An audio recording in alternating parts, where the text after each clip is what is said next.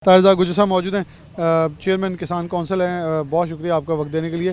चौधरी साहब, वज़ीर आला मौजूद नहीं है। वज़ीर आला अपनी तस्वीर वाला सेहत जो किसान कार्ड है और ट्रैक्टर है उसकी रोनुमाई कर रही हैं। ये उजलत में कोई वज़ीर फ़ैसला करवा गया है या मरीम नवाज़ साहिबा की मंजूरी से है? ये ना हो कल को वो आगे गए मुझे पता नहीं चला इसलिए मैं इसे वापस लेती हूँ, प्रेशराइज़ होने में। क्या किसान प्रेशर डालने के काबिल है? क्योंकि यूरोप के अंदर कोई किसानों के ऊपर टैक्स लगता है तो उनका एहतजाज देखने में आता है कि वो अपनी सारी तूड़ी जो है वो हुकूमती वाहनों में फेंक देते हैं। इंडिया में देखा, हमारे हमसाए मुल्क में एक पुरअमन प्रोटेस्ट था। पंजाब का किसान इतना तैयार है, इतना काबिल है कि वो अपना प्रोटेस्ट और इस फैसले को, इस टैक्सेस को नफाज के ख़ात्मे के लिए किरदार अदा कर सके। क्या कहेंगे? बिस्मिल्लाहिर्रहमानिर्रहीम। देखें जी, ये तो हमारी जो कारों की मैशियत है उसके तबाही के दहाने पे पहुँचाने के काबिल। अगर इन्होंने इंटरनेशनल लेवल पे टैक्स लगाना ही है तो फिर हमें इंटरनेशनल लेवल पे ज़रिए इजनास की कीमतें भी हमारी डिसाइड की जाएँ। ये है कि हमसे 10 रुपये का हमें बेनिफिट देते हैं, 200 रुपये हमारी जेब से निकालने की पॉलिसी बना लेते हैं। ये तो टेक्निकल हमारे साथ फ्रॉड हो रहा है।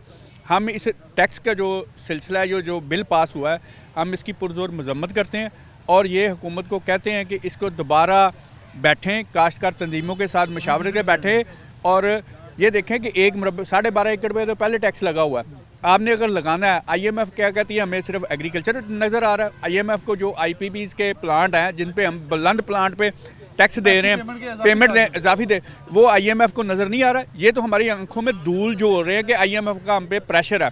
बेसिकली ये काश्तकार को दीवार के साथ लगाने की भरपूर कोशिश है।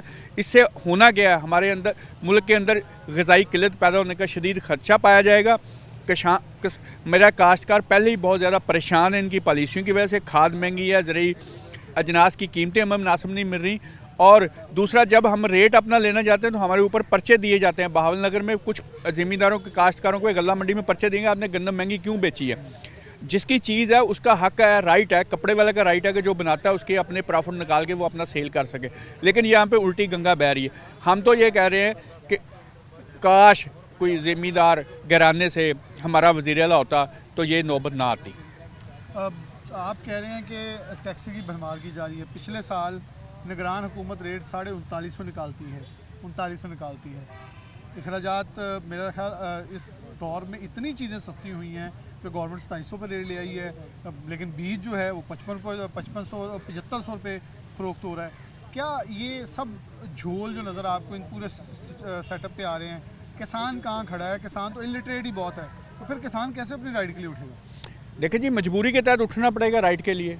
जब उसकी शारग पे आप उंगली या दबाएंगे तो वो ज़ाहिर है उठेगा, बिलबिलाएगा।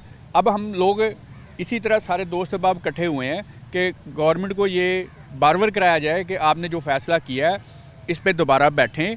हमारे असम्बली के अंदर जितने भी हमारे MP भाई बैठे हुए हैं उनका किसी न किसी तरीके से काश्तकार घराने से तल्लक है। लेकिन वहाँ पे हम थोड़ा जिक्र कर लेते हैं फैसलाबाद के 5 MPs का जी। एक तरफ से शुरू हो जाएं तो खान बहादुर डोगर है, आगे हुचा साहब हैं, चलें वो थोड़े कम है लेकिन ये ज़राअत से ताल्लुक़ रखते हैं। आगे आरफ गिल ज़राअत से ताल्लुक़ रखते हैं, नागरा साहब ज़राअत से ताल्लुक़ रखते हैं।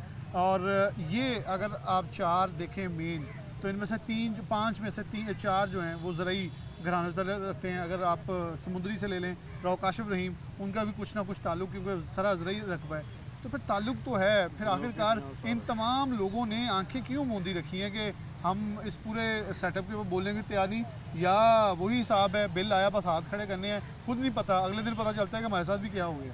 मेरे ख्याल में हुकूमत इनको एतमाद में लेती नहीं इस किस्म के बिलों के अंदर, ना इनकी कोई वैल्यू वहाँ पे। ये सिर्फ वहाँ पे हाज़िरी अपनी लगाते हैं और जो हुकूमत ने कहा है उसके यस्सर करके वापस आते हैं। मेरे ख्याल में ये बेबस है इस वक्त, ये मजबूरी है इनकी। कोई जो बोलता नहीं है लेकिन बेबस है। हालांकि उनके भी रिश्तेदार ज़मींदार हैं, किसी न किसी तरीके से उनको ज़रूरी इनकम आ रही है। अब देखें, अब 12 लाख के ऊपर जो टैक्स लगाया, 1 लाख रुपये किसका घर का खर्चा है ये मुझे बताएं। 80-80 हज़ार तो बिल आ रहे हैं, तो बिल के अंदर ज़मींदार टैक्स नहीं दे रहा ऑलरेडी। खाद के ऊपर जो अब खाद खरीदते टैक्स नहीं दे रहा हम। जब हम डीज़ल लेके आते हैं, ट्रांसपोर्ट शोबे के बाद सबसे ज़्यादा डीज़ल जो कंज्यूम करता है वो हमारा काश्तकार का, उसके ऊपर जितने टैक्सेस है वो काश्तकार के ऊपर इम्प्लीमेंट होते हैं तो काश्तकार दे रहा है। आगे से ये खाद कंपनी उसे टैक्स ना ले सकें, बिजली वाले कारखानों से ये टैक्स ना ले सकें, तो उसका ये कसूर मेरे काश्तकार का तो नहीं है। बहुत शुक्रिया। तारजा गुजर साहब मौजूद थे। बिल्कुल काश्तकार का वो कसूर